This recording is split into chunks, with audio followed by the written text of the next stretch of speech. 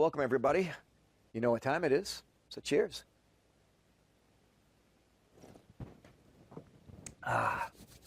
It's director's commentary time. In case you misread the title, how about we just get right into it? This is, I believe,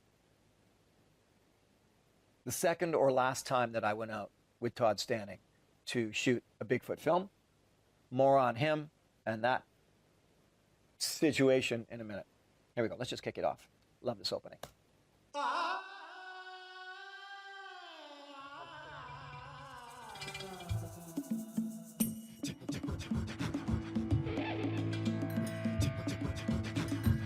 Such a beautiful opening. Just going to turn it down, but I'm going to leave it running. This opening, I worked with, well, my editors worked on it, but as far as the actual footage, but those were graphic holes left by the graphic designer, a guy named Mike Stanley. He's really the best there is. And this opening of his, it's just beautiful. It's all his idea. Everything, just like, wow, you killed it, dude.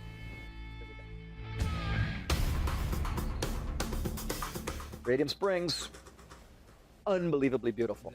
This is British Columbia. Ooh, there's that voice. Stunning landscape in Western Canada. Since the first days of exploration, the stories of a big, hairy ape living here have endured. What am I looking for? Disclaimer. Yeah, disclaimer. It's a director's commentary. Yes, I'm going to talk a lot. Get over it. You want to watch a film without me talking? Go over to the other playlist. It says Survivor Man Bigfoot. It's there right now. You can watch the whole episode. In fact, maybe you should go do that. Go watch the whole episode, then come back and watch this maybe on another night. Here we go. They're not considered a myth by the local residents. Lots of jokes can be made about the Loch Ness Monster, unicorns, and even Ogopogo. When you film in a place like Western Canada in the mountains, so why do I see cancers about Sasquatch? You can't lose. Just stick to survival. So beautiful. I have no claim of seeing anything. So why research a myth? Well, all myths are rooted in some kind of meaning. I'm not a Bigfoot researcher. I'm not even really a Sasquatch enthusiast. I'm just an outdoor adventurer, a survival instructor, and I've had my own experiences that have left me with questions. Can you get that through your head? So many of you that just really wanted me to stay doing what? Building shelters constantly? Want to see me build another shelter? Start another fire with the fire bow? Or a different method of fire starting? I love doing that. Absolutely adore it. And I've done it so many times for so many episodes. But this was an offshoot. And, man, just let me have my fun, would you? And I want to try and get the answers to those questions. But along the way, I've been asked a lot of questions now. Why didn't you do this? Why didn't you do that? Why don't you have cameras up on the apples? Why don't you have other cameras buried? Why don't you use this scent or that? All right, well, that's what I'm doing. It's going for broke. It's, as I call it, the shotgun approach. Let's put everything out there and see what we get. Interesting. Yeah, I forgot about it. See, I'm watching this episode. I haven't seen it in so long that it's going to be like, oh yeah, I forgot I did this. And I think this is the episode where, technologically speaking, we put a ton of stuff out. So I could really get into that question right now. Let's watch it a bit more, and then I'll get into why the technology, why not the technology, when it comes to trying to prove or disprove the legend of Sasquatch. The skeptics and the advocates alike must be willing to look at whatever evidence exists without blinders on. They must be willing to accept, if found to be indisputable, certain pieces of evidence as fact. Of course, it's just what those facts are that matter. So ruling out human hoaxing and wildlife is imperative. The problem for Bigfoot advocates is that there is yet to be indisputable evidence. There is yet to be found a smoking gun. The problem for the skeptic is that the eyewitness accounts are increasing every year. It's going to take forensic study to uncover the truth. That's an interesting dilemma, isn't it? For the enthusiast, they don't have that smoking gun. And for the skeptic, there's so much anecdotal reference, including before this became famous, that it becomes hard to refute it all as widespread delusion. Widespread Panic, good band. So we're left in this dilemma, caught in the middle. And that's all I do. That's all I was doing, really, is saying, okay, let's just run that middle line between I need some proof and I hear what you're saying about your experience, because right in the middle there is a crazy place to be. What I really want to try this time is sort of going for broke. And so I'm going to start by putting a camera right in here and have it pointing out. All right, let's get started. I remember, doing all this. That's really nothing but a lens. It doesn't make any sound. That's the beauty of it, but it also doesn't record anything. It's got to be tethered to a recording unit. And I've got to bury that because see, and stop. So this is one of those things within doing a documentary series. Like when you film a documentary series, no matter what the subject matter is, you want to really dig deep into that subject matter and hit these incredible points. But along the way, sometimes it takes just a bit of inertia. It takes a bit to get going. And if you have a device, if you will, like say, okay, on this one, we're going to explore all the technology. It can be a little nervy because, well, what are we going to do? What are we going to do? But before you know it, you've got a pile of things you can do. And when you start dealing with cameras, you can get into all the technology. I'm not a techie guy, guys. I've never have been a techie guy. When I do music, I love working with recording engineers. I don't want to work with Pro Tools and the Logic Audio. Don't like it. And when I'm a filmmaker, I love to point the lens and make sure it's lit well and beautifully focused and all that. But the technology behind a lot of the camera stuff, I don't geek out on it. I'm more about the results. And so when you have all of this techie stuff, you can have a lot of fun with it, work with a lot of people, but you're going to get story results no matter what, because the story is the process of trying to get to the cool shit. Eliminating all sounds and lights on hidden cameras will go a long way towards achieving a successful stealth approach. That hatchet there, that's actually a Les Stroud designed Camilla's hatchet. Actually, that one was more designed by Rick, the guy I worked with at Camilla's. And it's funky looking, but it's not a wooden hatchet. It's too I don't know what it is. Awkward maybe. It works well, but it's a little awkward on the hands too. As you can tell, I don't really do much with Camilla. I don't do anything with Camillus anymore. I should stop right there. Leave that subject matter alone. Okay, so this is real simple. It's set on motion detect, so it will not record unless something moves in front of it. And it can record at night in the dark. It'll switch to infrared light on its own because it's got little sensors. What I want to do is just bury this whole thing. So I've got the plastic container, and hopefully if it has a light or it makes a sound, well, that won't be seen by anything. That's the point. And I'll leave that little lens up there in the stump pointing this way. The idea being that a Sasquatch comes from the outer bush because he smells all the stuff going on down there with everything that we're setting up and walks right past this camera. It's a long shot, but it's worth it. Now, let's stir it up a little bit here, and I've got to put something odd, something different, unique that wouldn't normally be up there. So I have pure beaver castor scent. This stuff stinks. I'm going to put it in front of my first camera. Let's put the scent. So this was an area that, I've got a phone call. I'll get right back to you.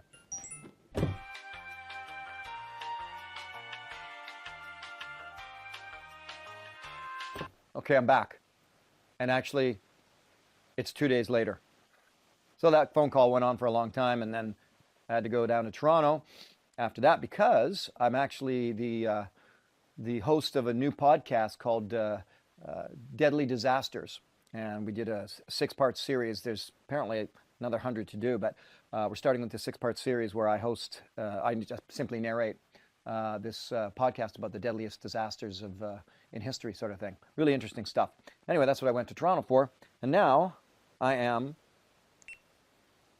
back here and ready to resume where I left off when that oh so rude phone call came in. So let's put you there. There you go. And wardrobe change. I'm in my PJs. But most importantly, drink change. I was enjoying a lovely, I can't remember if it was a Barolo or a Côte d'Aron, but now, oh yeah. Shall we resume? I believe we shall. Okay. Let's see. Where were you last? I think you were somewhere right here. Pure beaver castor scent.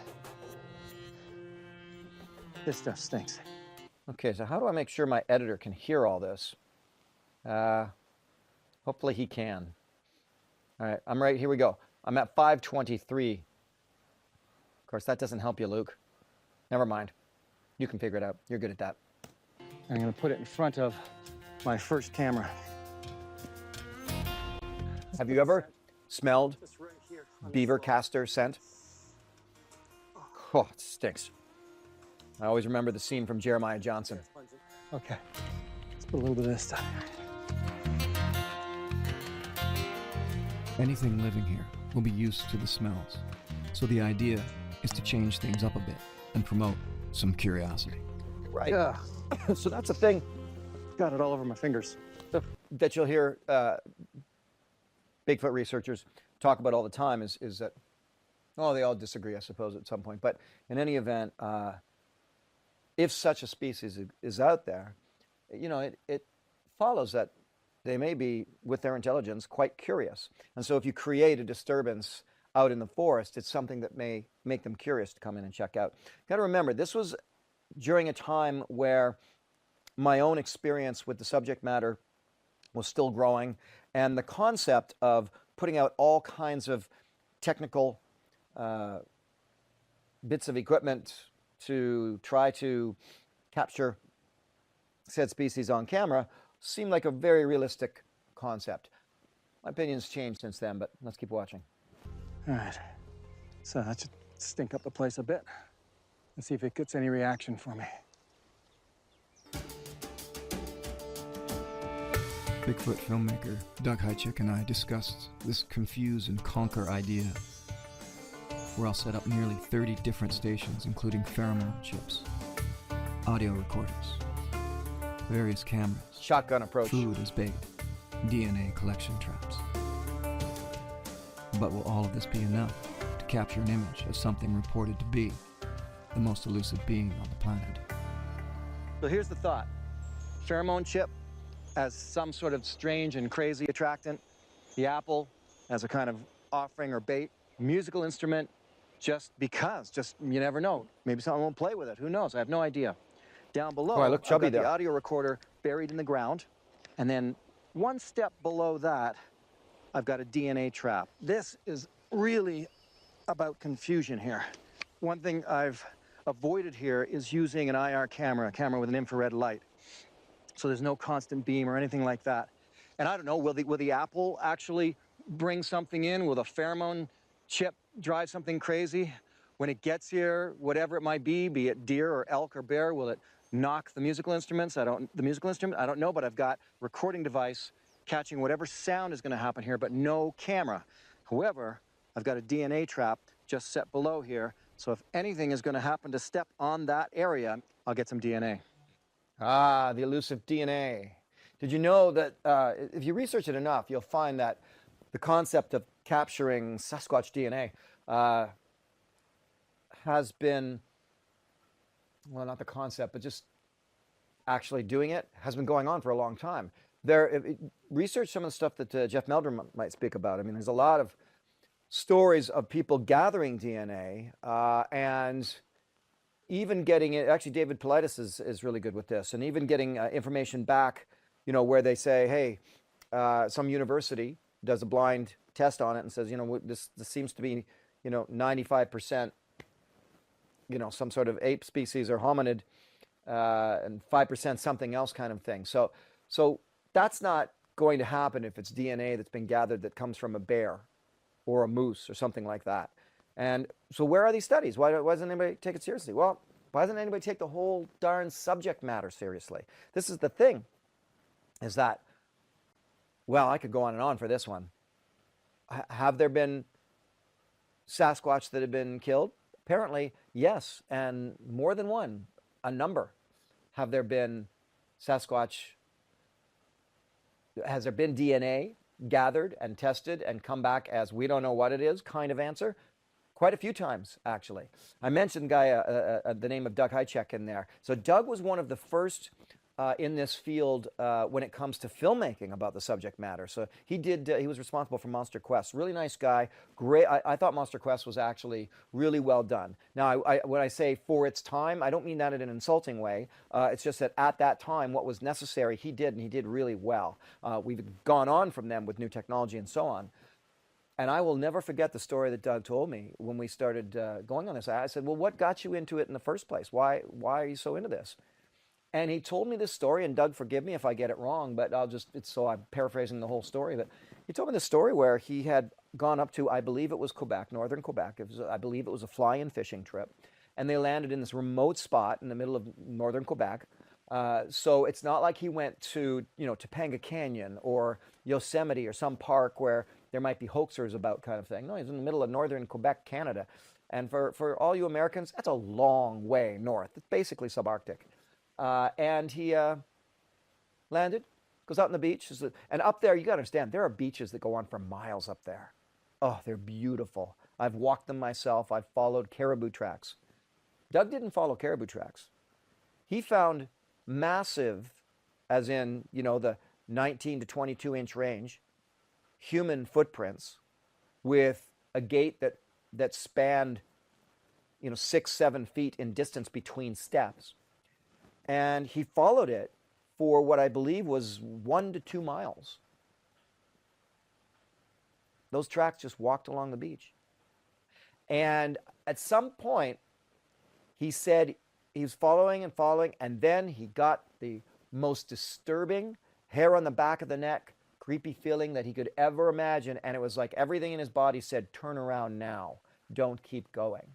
And he did. And that's what spurred him on to begin exploring and doing, as I said, some great film work, well worth watching Monster Quest, on the subject matter. So Doug, there you go. Hopefully I got the story right. And still very proud of knowing you, and still very happy to say you did some of the best work there was.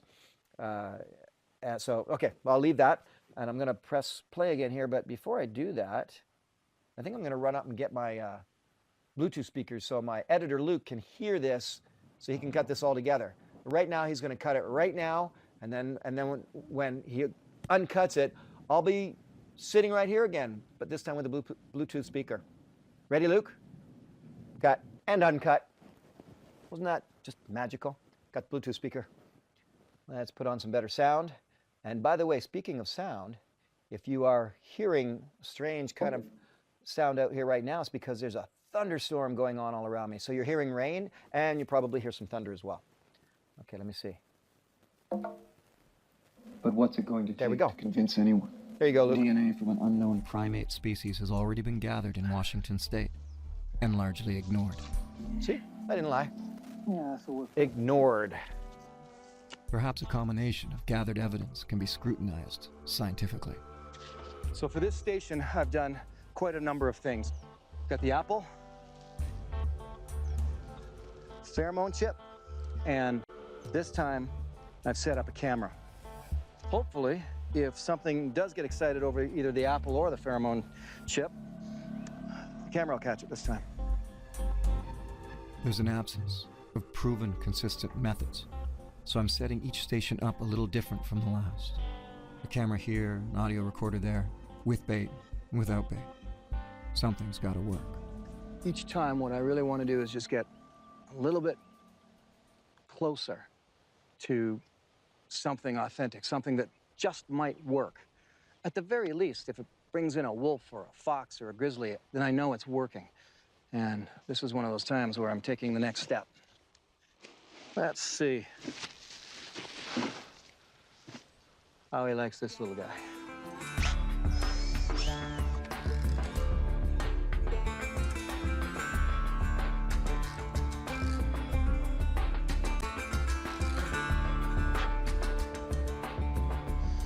Perfect. Call that my grouse cam.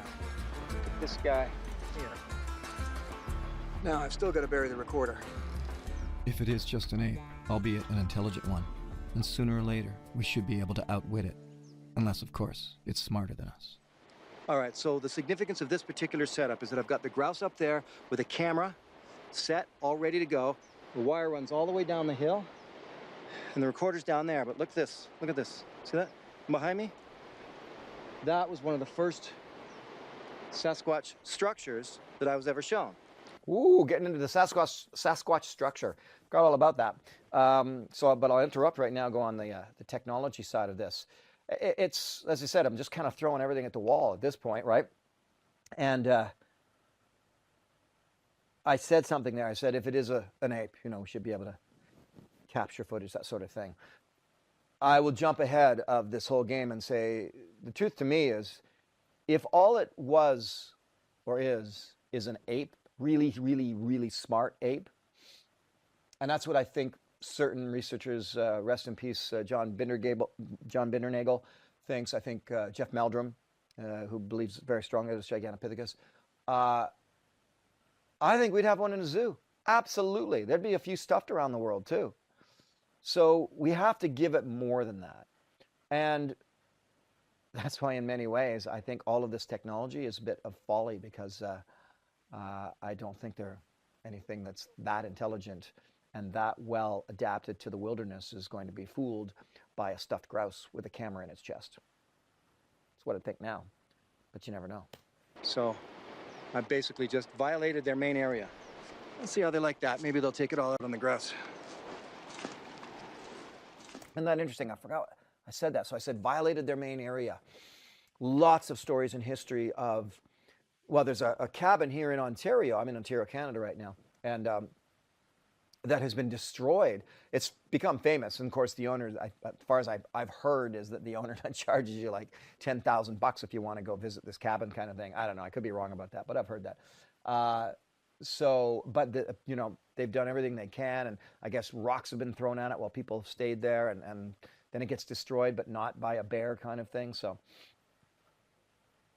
I guess if this species exists and is in nature, well, look at it this way.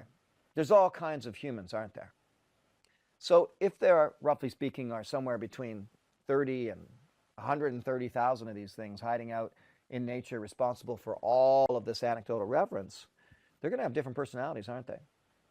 And that's where I think we get the different stories from past indigenous cultures, First Nations, and that is some of them are quite friendly and helpful even with communication, and others are maybe not necessarily malevolent, but dangerous. And there have been, killings and kidnappings kind of thing. If you're watching this right now and you got this far, then you're probably into it, so I don't need to say this. But if you're watching it and you're like, I think this is all a bunch of crap, well, you should probably stop watching, actually. But just for your sake, just understand that a lot of these things I reference and talk about, we're not talking about one or two things here. We're talking about thousands of tens of thousands of anecdotal references by hundreds of cultures and tens of thousands of people. Okay, so get over it. We're not talking about the boogeyman or one thing or Santa Claus. We're talking about something that, as a phenomenon, is widespread and also around the world. So I don't know why I felt like saying that right now, but I did. So here we go. Let's keep watching it.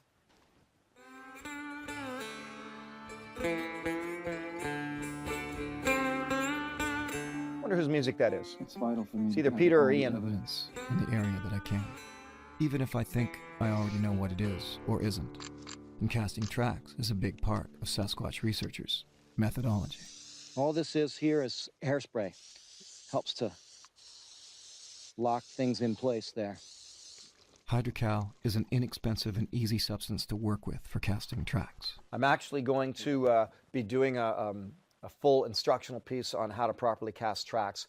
I don't really do it here. It's not that difficult, but there are tricks to it. In fact, I have a friend of mine who is a potter who's really good at it as well. And he has some tricks that only an artist can really know. So I'm going to be doing an instructional piece on how to cast tracks in the wild.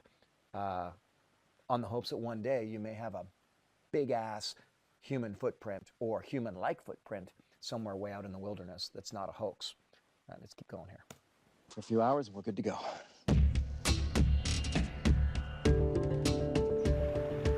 But are they Sasquatch tracks? It's too easy to make mistakes, and even easier to make wishful assumptions. Just washing off these casted bear tracks to get a better look at them. They really are massive.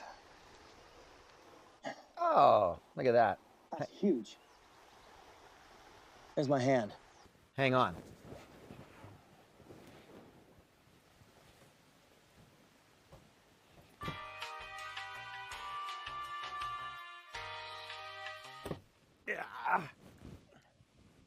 Huh.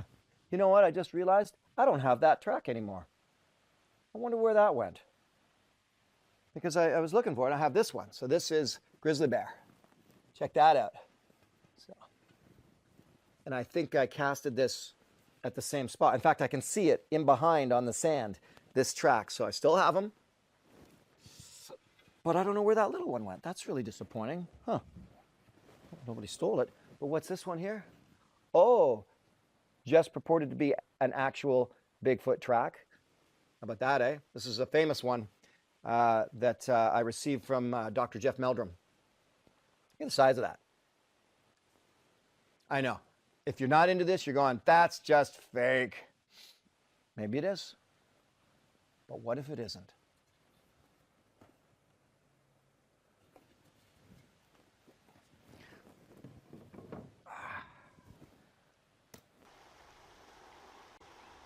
That's a grizzly bear track. Now this one here is the one that's really important to me. Now watch this. Look at that. And doesn't that look like a Bigfoot track? The reason being is that what has happened here is the bear walks in his own tracks, and it can create a bit of an optical illusion and look like a Bigfoot track. You see, here's where he stepped once, but then he followed it by stepping again here. Put them all together, and look at that. But if that got messed up by rain, that people can be fooled by tracks when they see them, and they say, no, it was huge, it was, you know, what's that, 14, 15 inches long, and it ends up looking like that. so, and if it gets muddy or something else steps in it and smudges it, or rain, anything like that, and smudges it, and it could shape it into a track that you think is a massive human track because of the bear's morphology. But that is much different than that. See what I'm saying? 1, 2, 3.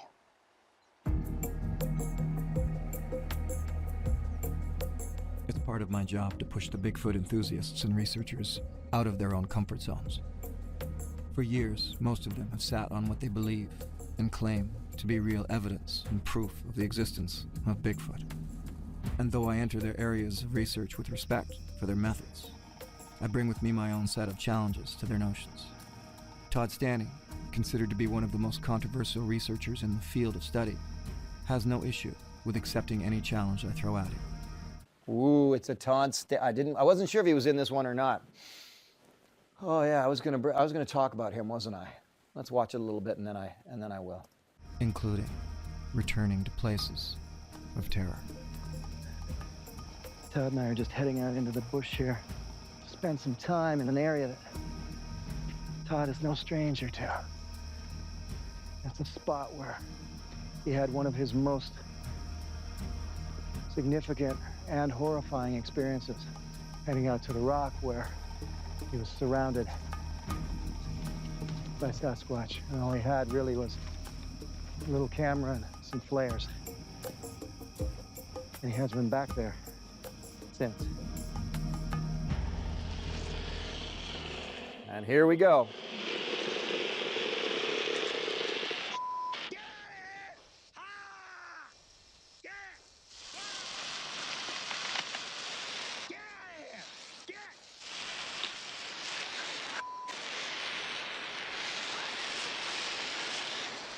So this is Todd's original footage.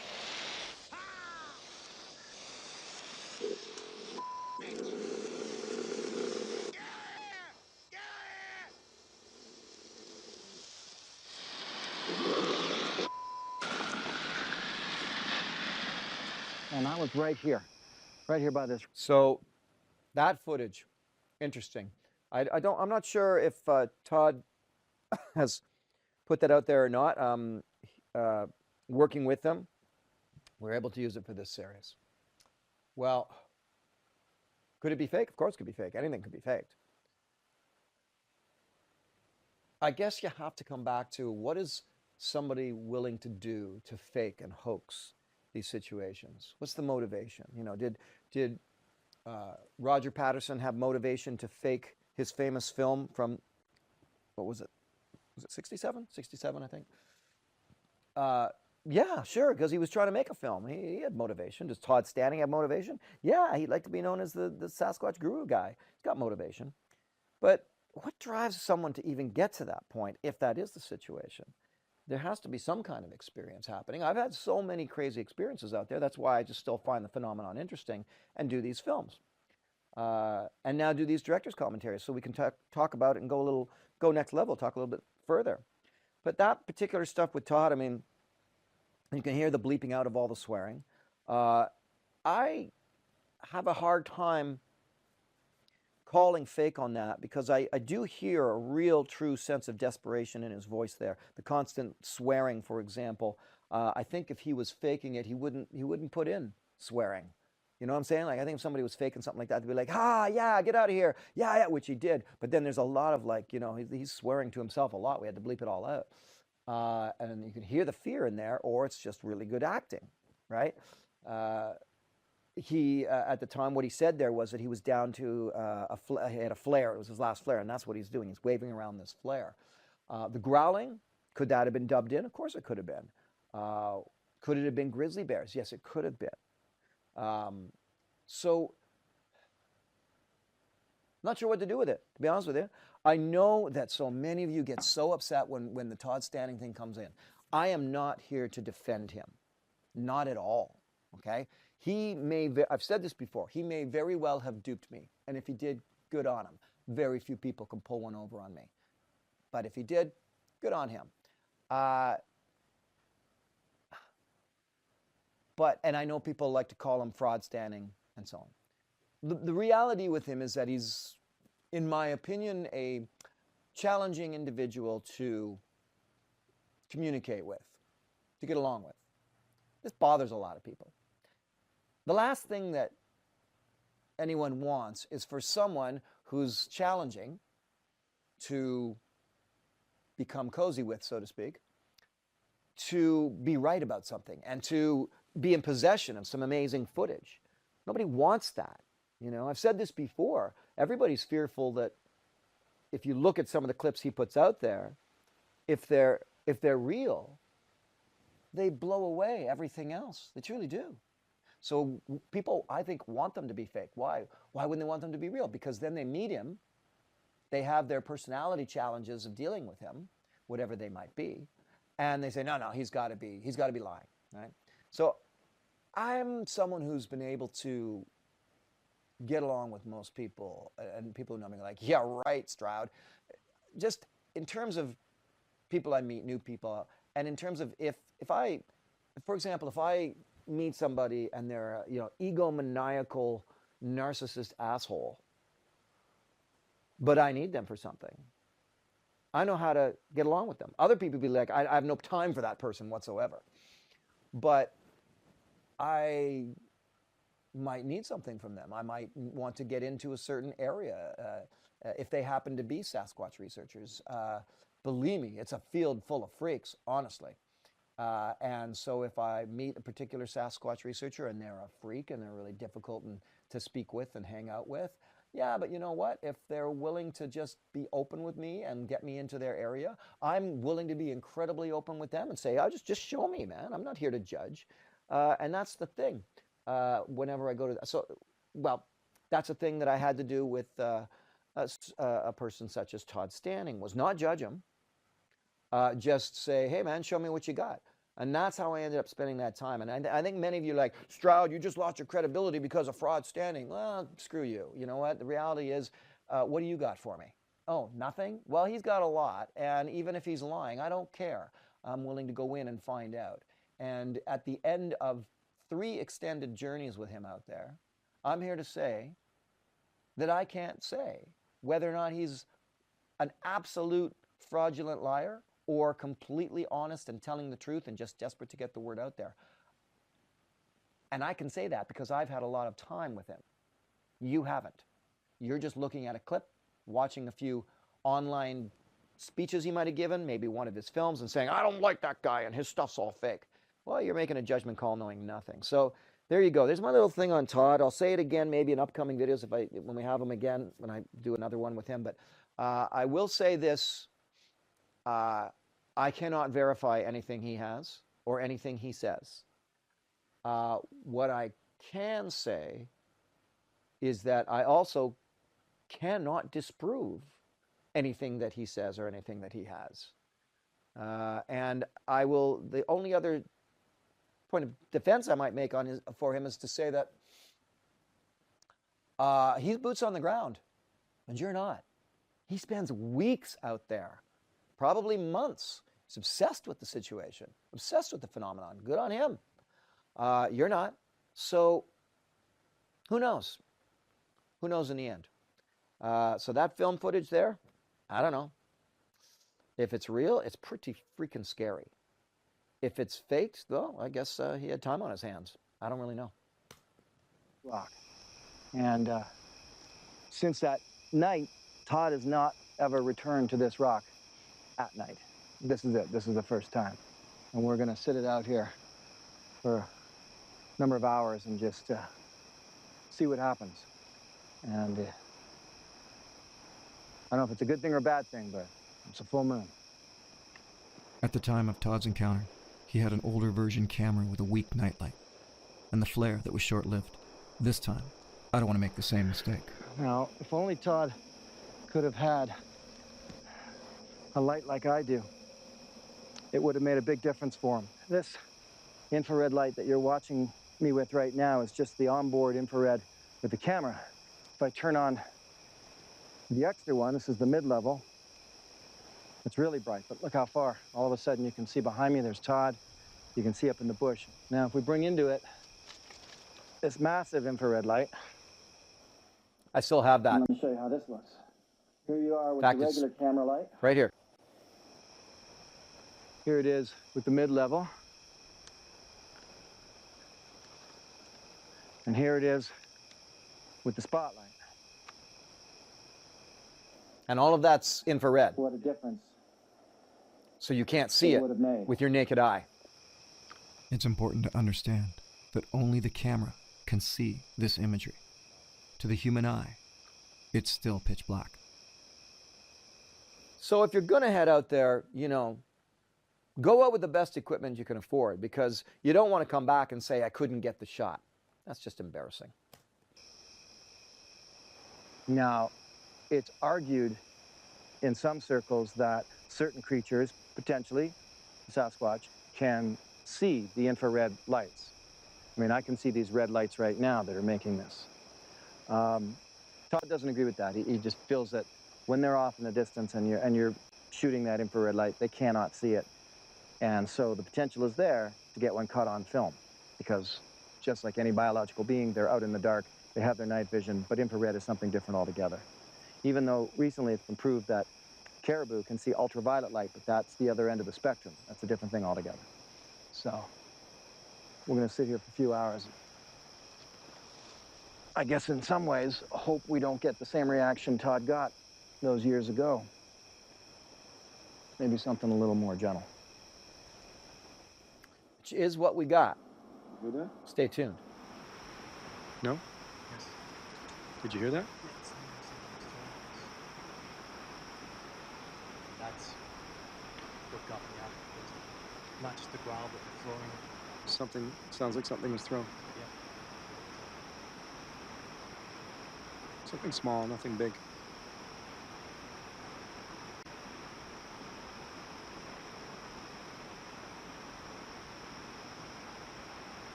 There's another one. Yeah, I heard that too. Definitely, that's something was thrown. Huh.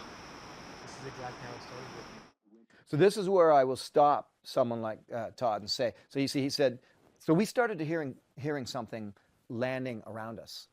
Let's say like little pebbles kind of thing. Or it could be acorns falling off a tree. I mean, there's so many things that it could be. Hang on, let me just move you in a bit. It looks like this rain is making you fog up.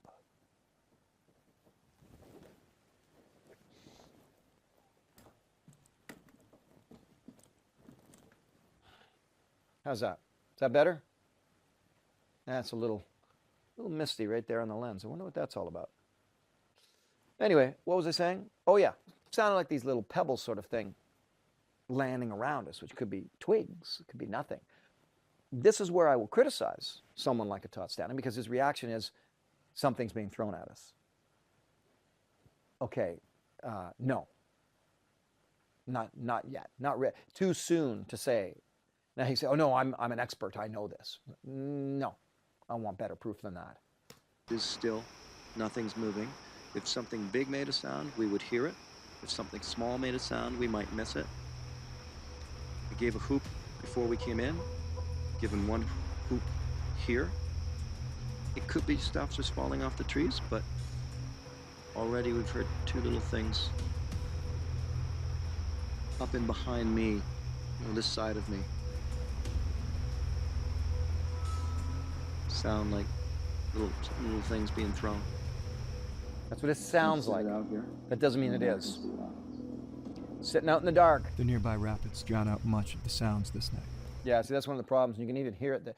The rapids are so loud. We weren't far from the creek, so and it's just super loud in there. But this little tick, tick, tick, tick, tick, landing beside us, again, could be a caterpillar falling off the tree for all I know.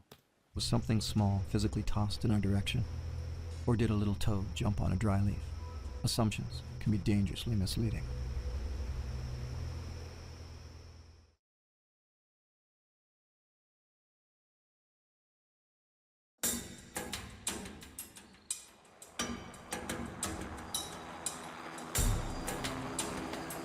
A few small things, perhaps twigs, fell from the trees close to where Todd and I waited in the bush last night.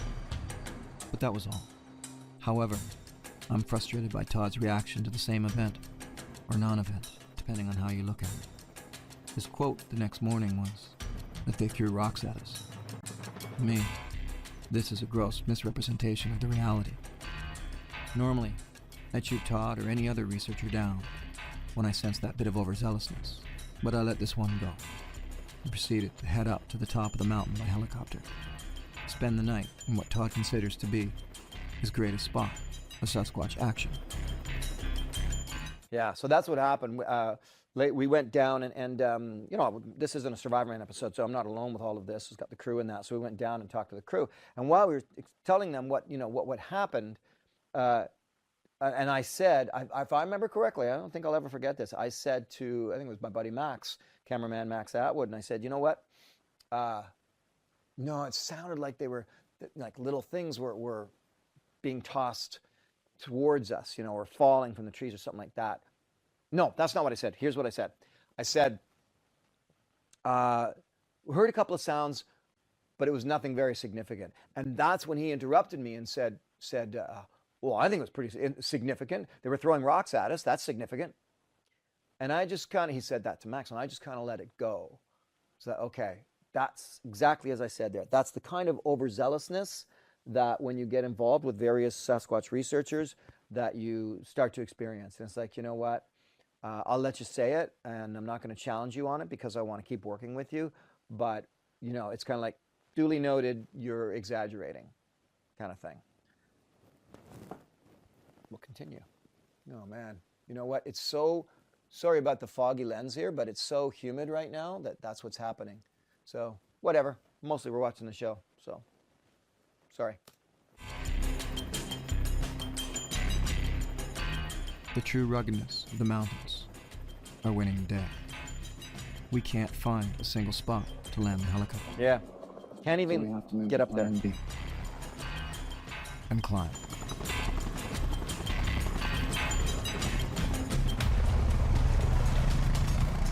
This is actually the fun part of it all, you know, when you just start going up into the ATV and putting boots on the ground and hiking up. And I used to do that as a land surveyor a lot. Follows me for a short distance. Outside of Rocky Mountain House, Alberta, I used to go in by ATV and snowmobile and then finally boots and just to get up to do some land survey points way up in the mountains. I love it. Or I choose to take a different route up the mountain than Todd's, so that my experience of being alone in what is claimed to be prolific Bigfoot territory may be enhanced. And let's remember, Todd claims it to be prolific Bigfoot territory. So yeah, we split up. We're far enough apart that we could probably hear each other whistle, but can't see each other.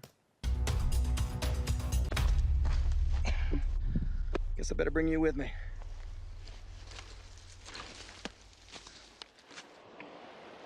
There is no traveling fast in the wilderness, especially straight uphill. The best thing is to think like an animal, move slow, just lumber along, break often, keep a nice, even, slow pace. And that way, if you do need to get out of something fast later, you don't have to rely just on adrenaline. You can have adrenaline and some reserve strength. So I'm gonna go up this mountain a little bit at a time. Man, was it ever steep.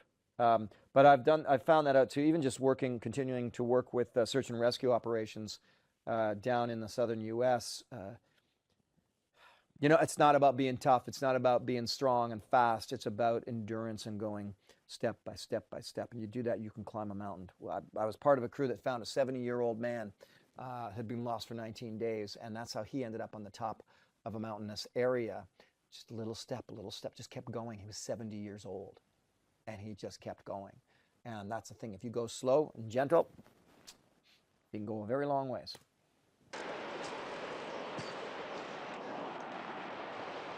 Wow. It's gonna be a long day. That shot is where I have to still climb up to. So Bigfoot simply point to a print in the ground and demand an answer. And that's reasonable. Skeptics say, show me the body. And that's also reasonable. Whatever it is, it's a fact. What it's a fact of is the unknown. And even in the name of science, we should at least be seeking an answer for it.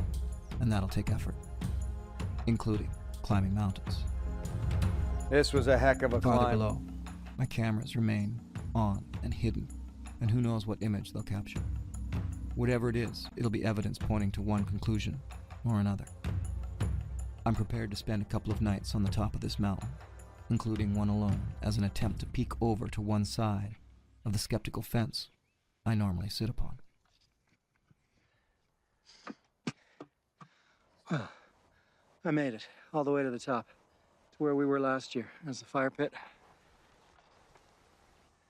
Oh, In yeah. terms of pure survival, I forgot that I had been there before with Todd in filming another episode up to the top, but we stayed overnight and then we came back. And that's why I said, look, I want to go up there, but this time I want to stay there alone. And it's what it truthfully and factually is heavy grizzly territory. But I wanted to stay there alone. And no, I did not have a gun with me. I probably had bear spray. Well, this is the night of Todd going up there with me, and then he'll leave later. But If I wanted to be sort of an elusive, secretive species existing up here, and let's say I caught salmon and caught elk and ate elk, deer, small mammals, picked a lot of roots, ate pine needles and grasses and sedges and berries, this is the place to do it. No matter how much I lament the loss of prime, beautiful, and pristine habitat, and I do. The fact is, there's also a lot of incredibly beautiful places and vast reaching areas where anything could survive. This is one of those places. You can't sit on the couch. at this location may be one of the most beautiful spots I've ever sat in my entire life.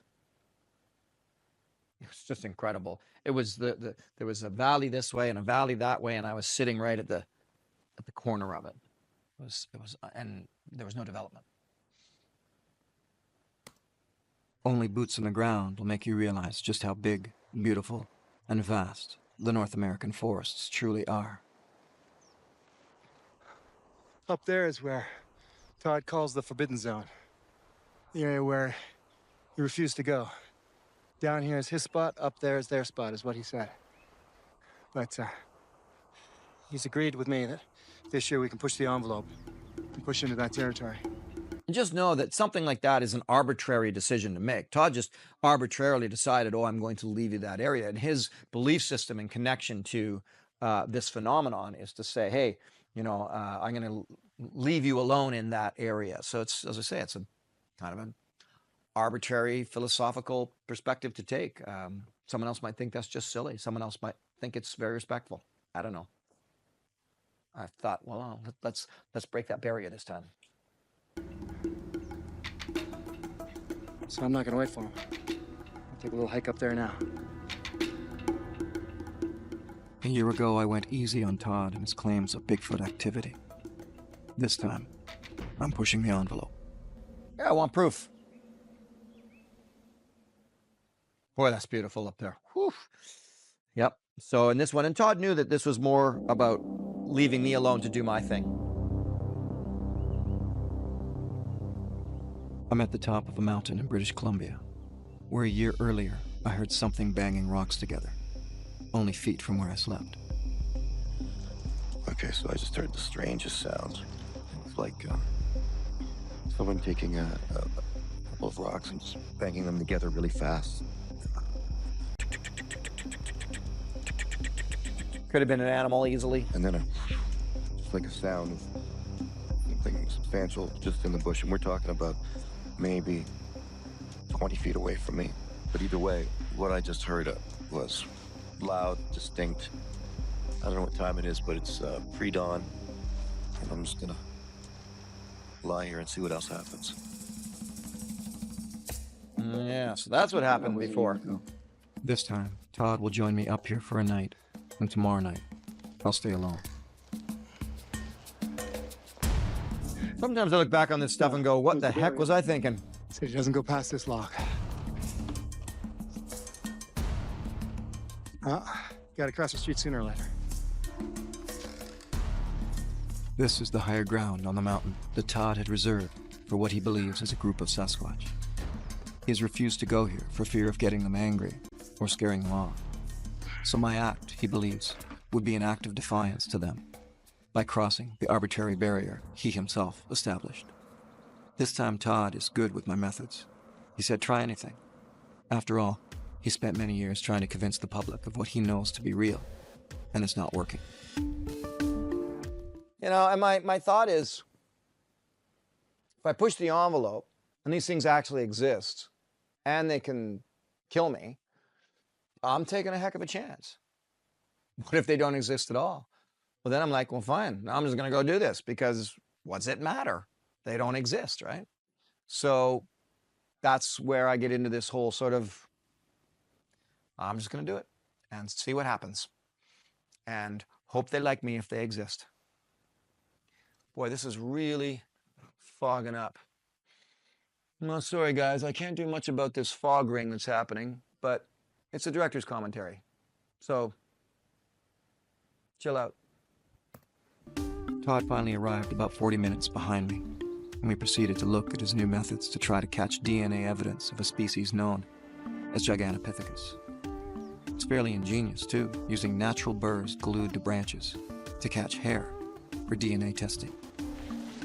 Again, how obsessed do you have to be that he climbed the mountain before this week or whatever before, or I don't know when, and glued burrs to trees to catch hair samples of Sasquatch DNA.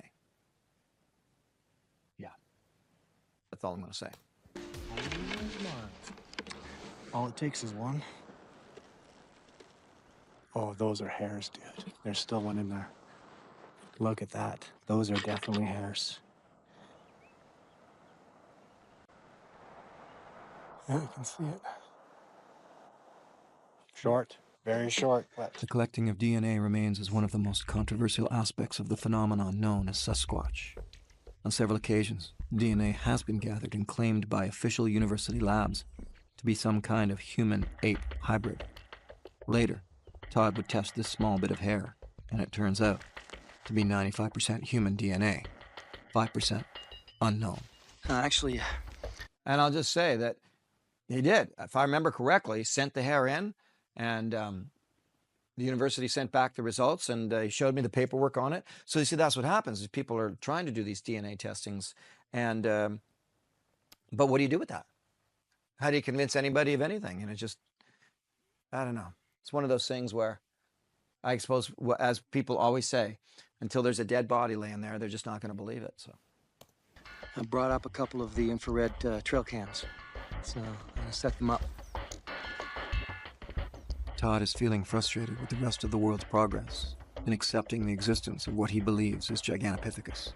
And this was before Todd then tried to, I don't know if he tried to sue the BC government or something like that, but he tried to take them to court to get Sasquatch listed on the endangered species list or something like that. He did anyway. But it got thrown out because they're just not going to take that seriously. A bipedal ape. And so for the first time, he's allowing me to put out cameras and audio devices in an effort to collect evidence. These are combined with his usual methods of putting apples on a tree as gifts to entice something. The apples are stuck well onto the tree at about 15 and 7-foot reaches, with the hopes of ruling out sheep or bears unwilling to climb. With the bait firmly in place, we'll wait out the night, about 100 yards higher on the mountain. With stories ranging from friendship to even fatal abductions, all pointing to Bigfoot, it's only my strong sense of skepticism and my comfort level in the wilderness that enables me to be out here at all.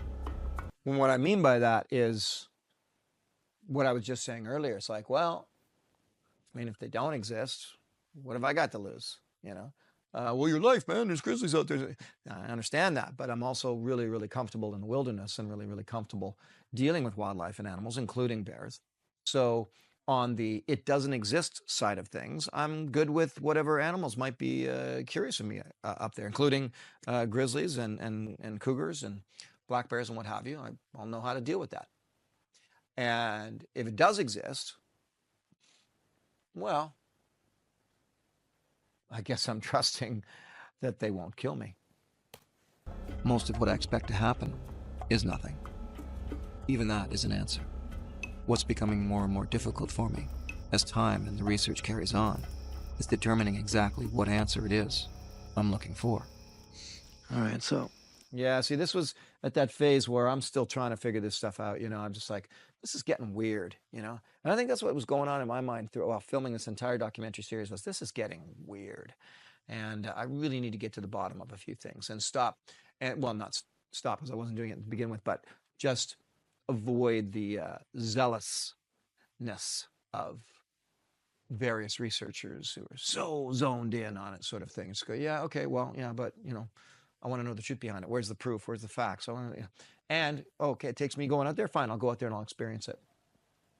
My whole life's like that, so. I've got a couple of things set up for the night, just really it's all in preparation of potential interaction with something that a lot of people claim is called Sasquatch, Bigfoot. I've actually packed my stuff, my GPS satellite locator, I've got my knife and bear bangers and things like that, and my boots are in my sleeping bag. And that harkens back to a story I heard of a trapper that was actually picked up, sleeping bag and all, and carried off and kidnapped by a family of Sasquatch. This happened in 1924, but he didn't tell his story really in full till many years later. And he even swore the story before a judge as having been true. He was kidnapped and held for a couple of days in a cave with a family of Sasquatch. But because there had been activity happening a couple of nights before that, that's what he did. He had stuff with him inside his bag, and he had also, actually his backpack got picked up too. So the Sasquatch picked up him and his backpack and carried him for 2 or 3 hours off into the wilderness. So, according to his story, me, I got all my stuff with me. yeah, you do what you got to do.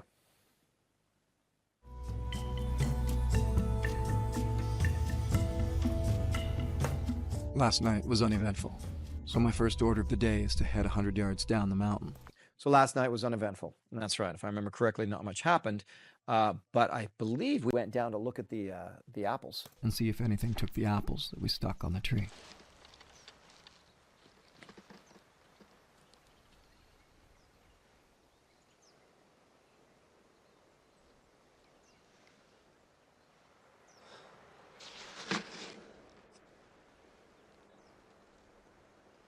Can't be. See what I'm doing right there? I'm breathing through my mouth. That's something I do if I get legitimately nervous in the wilderness and I think like there's a bear coming close or something like that. I start breathing through my mouth. I don't know why I do that. I don't even know why I'm telling you that. But I have to see this with my own eyes. it's because I was nervous when I saw this.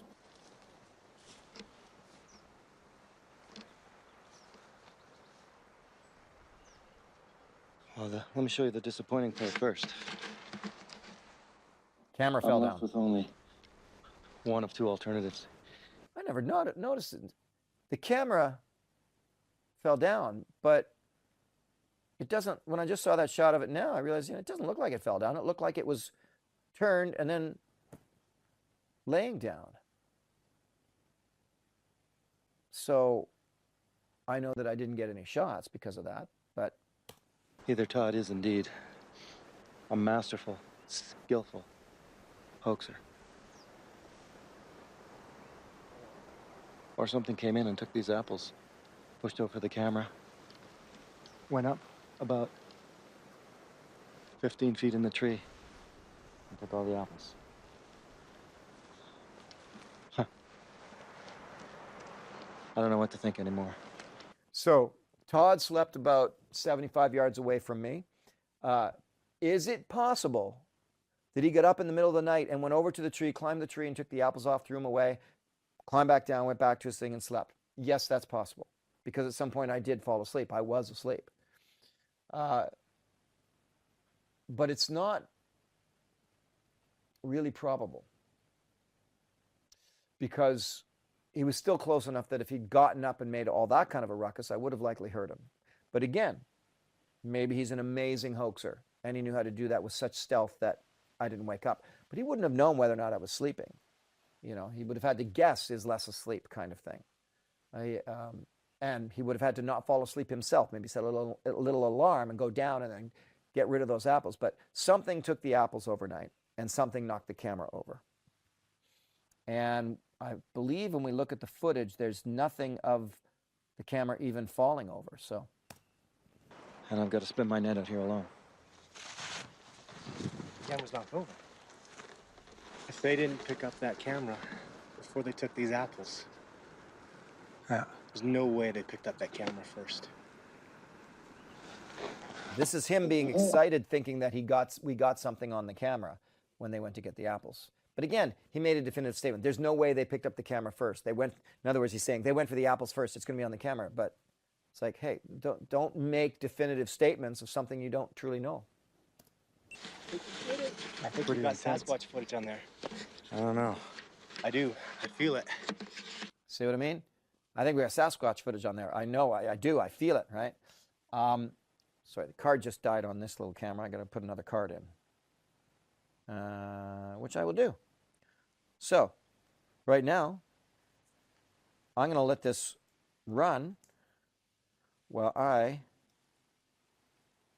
put another. There we go. Put another card in. It's hot. Okay, Luke, let it run. Now, I'm nervous. Todd is clearly excited. This is a man who's had to put up with a lot of controversy over the years, a lot of claims of hoaxing and fraud. And I've had a lot of people say, look, he's frauding you, he's hoaxing you. The hope, and I suppose Todd's dream, is that camera got shots before it fell over. Honestly, this is the most significant experience I've had, because the plausibility of Todd going down there and doing that is pretty low, to be honest with you. So, Todd will leave not too long from now. We'll get another apple up on that tree, put out some power bars, and then I'm here for the night alone. And we'll see what happens. I'll certainly be keeping my eyes and ears open. I don't think tonight's gonna be a night I'm gonna sleep a lot. The camera images proved nothing either way. It was likely knocked over by this little culprit, a pika, a kind of rodent. But knowing this doesn't answer the question of what took the apples 15 feet up the tree.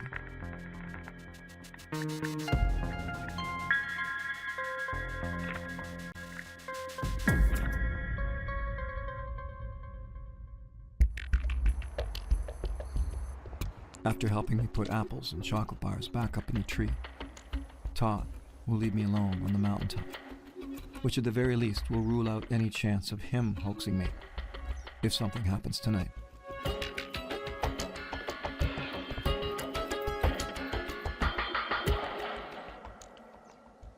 When we first came on the site here, I made it here long before Todd did. And I found these depressions in the ground that are pretty hard to explain. Other than potentially grizzly bear, I think, but a very big grizzly bear at that. This track stood out. You can see the indentations in the ground here are very heavy. Now, it's potential that it was simply a rock that was here, and the rock eventually came out of the ground. This is a heavy, heavy stamp in the ground. And, you know, maybe this is now where suggestion can be very powerful, but I can see the toe prints. And Todd came later and saw it, and he thought, of course, knowing Todd, he absolutely said, it's a Bigfoot print. And that's the danger of being so absorbed in the subject matter. On the other hand, that's the benefit of being so absorbed in the subject matter. If you go out looking for grizzly, you'll find grizzly. If you go out looking for elk, you'll find elk. If you go out looking for Sasquatch,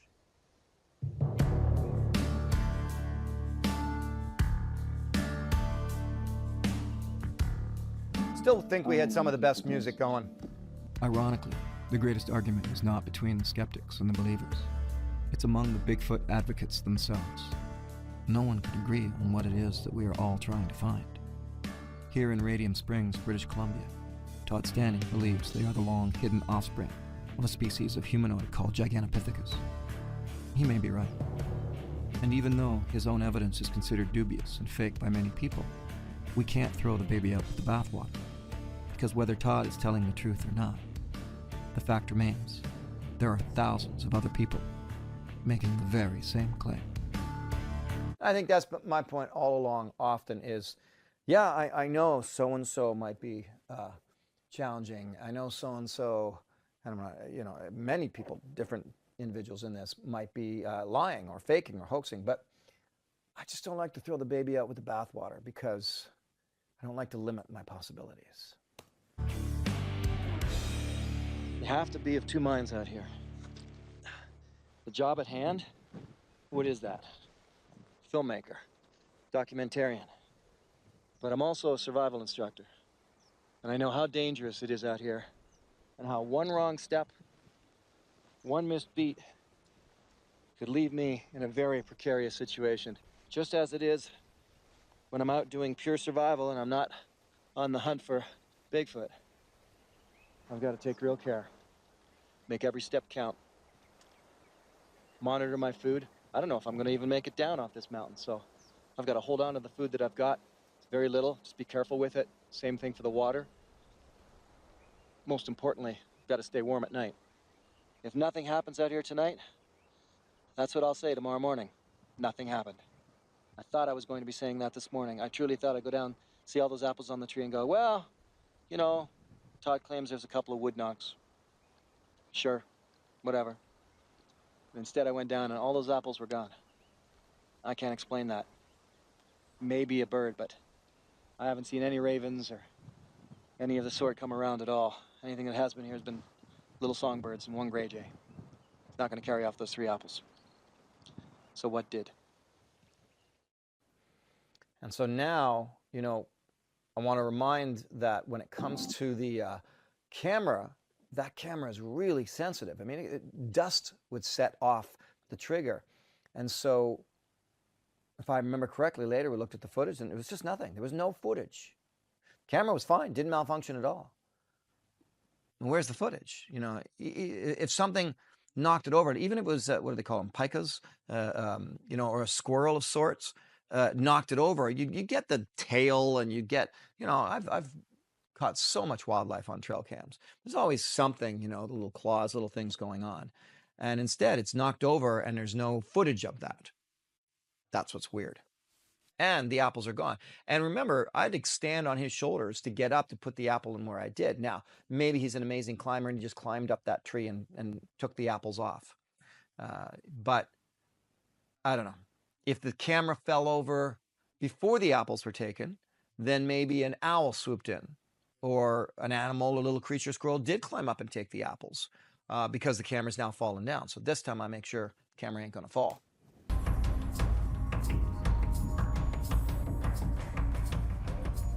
What took the apples last night?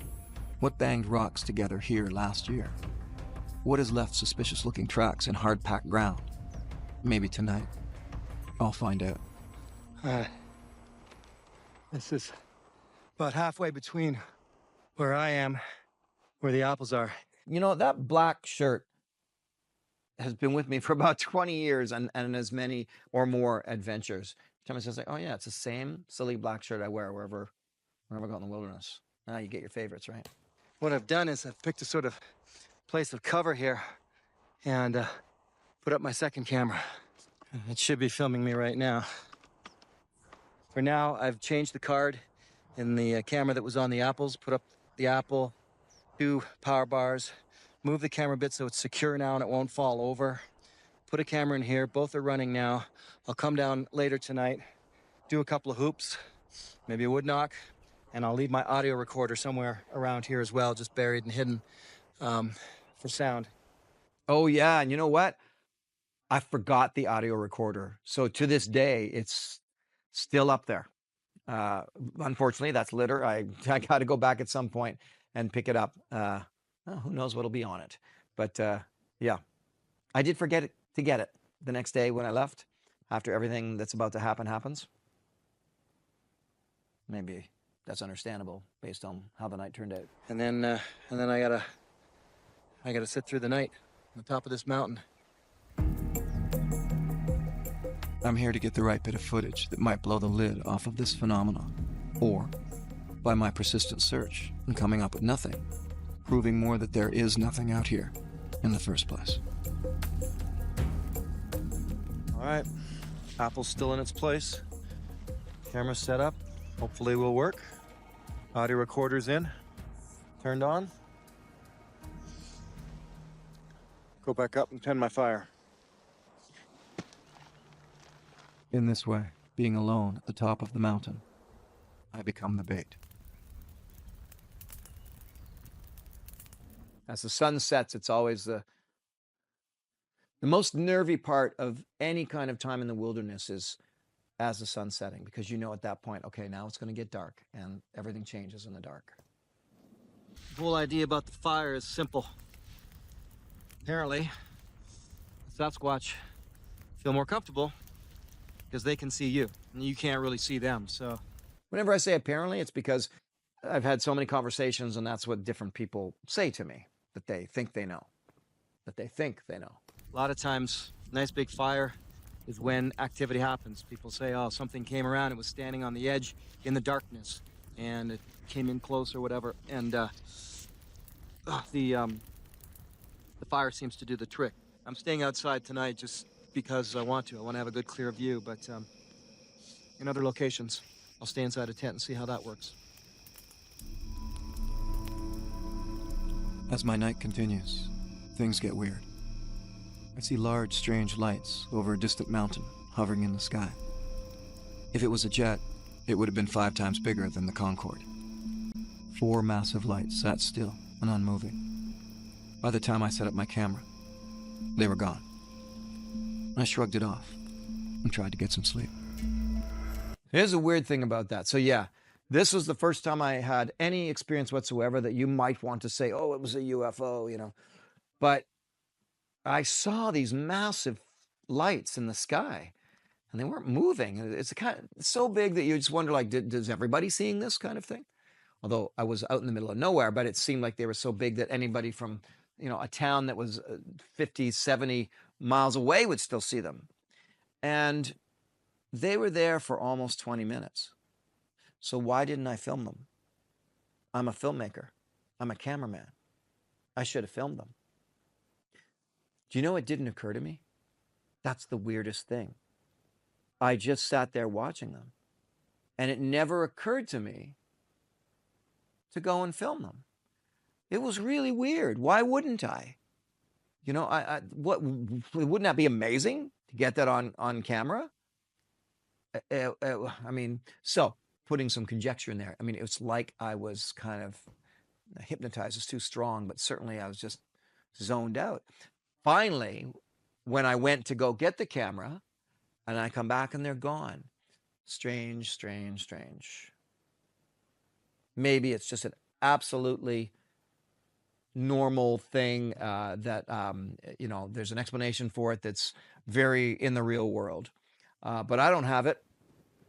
All I know is I saw these big, huge 4 round lights in the sky that were far away but massive. Who knows?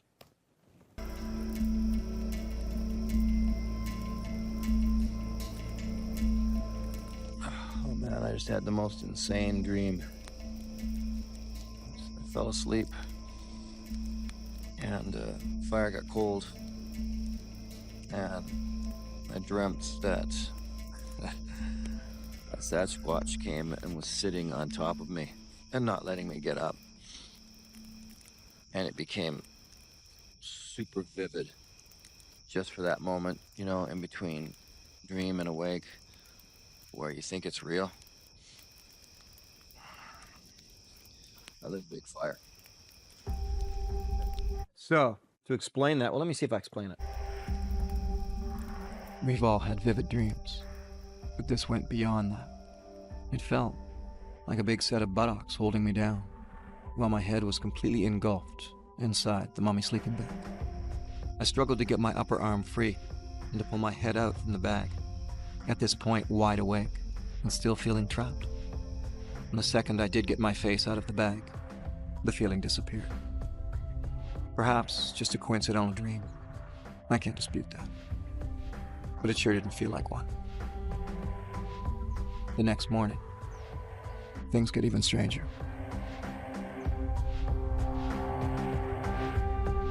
So, what I'm saying there is that I was lying on my left side, and it felt like down around here there was somebody. It'd be like, imagine like your big brother sitting on you. You can kind of feel buttocks sort of on you, holding you in. Now, I often sleep in my sleeping bag with it right over my head. It's just a quirky thing that I do. And I think it goes back to my childhood. And so I was in the bag, right? And kind of like this and trapped. And my right arm was actually like I couldn't bring my right arm up. And I got more and more awake. So it went from dreamscape to lucid dream to I'm awake and I still can't move. When I finally wriggled myself so that I could do this with my sleeping bag, it was like this. It was like, and it was gone, right? It was just, I did that and the feeling left. All I'm doing right now is telling you a true story as far as my brain can remember it. I'm not even going to try to explain it because I can't. Oh boy. Well, everything's gone. The apple's gone. Power bars are gone. Yeah, now I had put power bars up there as well. So there's apples and, little travel power bars. All right, well, I'm gonna turn around and look at the camera. Hope it's still upright. And it is. Let's check the camera out. All right. Everything's gone. Let's be clear here. The camera was well positioned and it's still upright. It's set to motion capture. Its dust would set it off. If anything went up that tree, a mouse or a squirrel, or if an owl came in,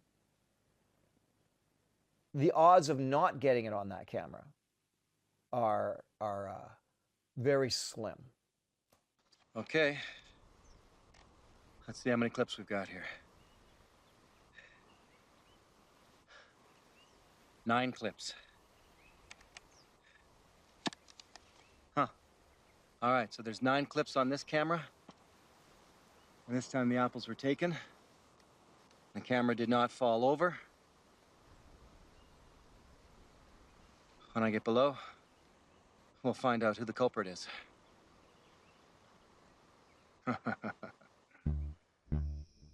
Yeah.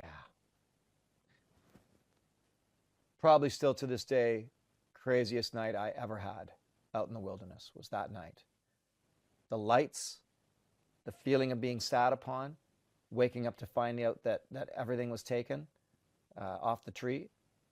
Let's watch the footage. So let's establish the efficiency of the trail cams. They're motion triggered with about a half-second delay, but they're very sensitive. Here are a series of shots from the base of the mountain where they were set off by something quickly going through the field of vision. Even dust particles will trigger it to record. Now for some reason, with nothing showing as having just run through the screen, here is a recorded image of the apple in its place throughout the night. In this first clip, I've highlighted the apple with a light circle. Now did you see that? The apple was well stuck on a branch, pointing up and away from the ground, so gravitational pull shouldn't have pulled it off. But in the second clip, it just disappears.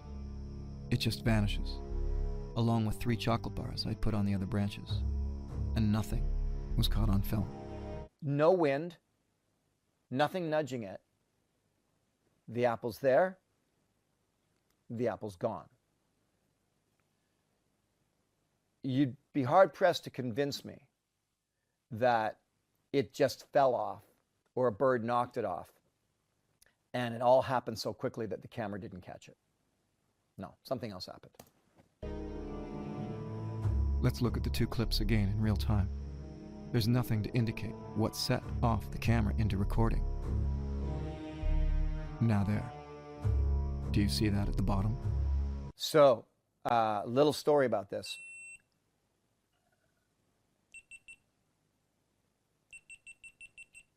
That's the sound of the end of the GoPro that was over there filming me for the other angle. So let's just leave that off for now. It's just me and you over here. Damn you, GoPro. Actually, GoPro battery. Okay, so where was I? Where the heck was I?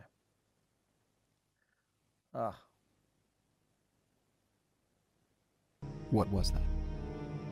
Oh, Let's yes. watch it again in real time once Okay, more. watch this. And this time watch Then the I'll tell you. branches On the middle tree, then the bottom left of the screen. Now here it is blown up in real time. And here it is in slow motion. Now let's freeze frame on the culprit. What is that? Whatever it is, it has to be big enough to make a large tree shake. But here's the real rub. That spot where you see it pop up is at least 6 feet high off the ground.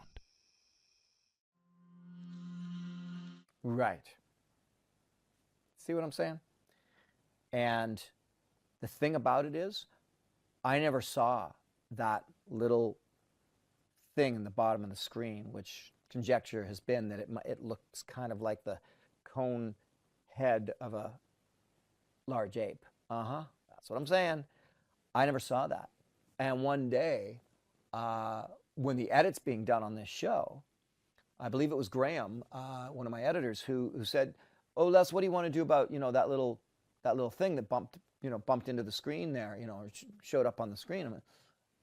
And I went, "Well, what are you talking about? What little thing?" Because I looked at this on the card, but I never really noticed. We were just looking down on a little laptop kind of thing. It was, the head that popped. What head that popped up? Come here and look. So I went and looked, and that's when we saw that. So it was like 7-8 months later that he showed me this. And I knew that the apple had disappeared, but that he showed me that tree shook. And you can see it's a substantial tree. And a little thing, in fact, if I'm looking at you right now, you can see it just comes up like that, right? Just like that, just like my knuckles are doing. And similar shape too, right? And man, we were all like, whoa, we're in the edit suite going, oh man, what is that, right? So I thought, well, we have to show this in the show. And let's see where else this goes. I think this is the end. The skeptic would say the apple somehow simply fell off its perch, even though it was well stuck onto a branch. And it triggered the camera, but fell out of view. Once on the ground, something came and took every last piece of it. The missing chocolate bars, well, we'll have to ignore that for now. The creature at the bottom left of the screen was either a sheep on its hind legs, the top of a grizzly bear who has no ears, and left me alone just 100 yards away while I slept.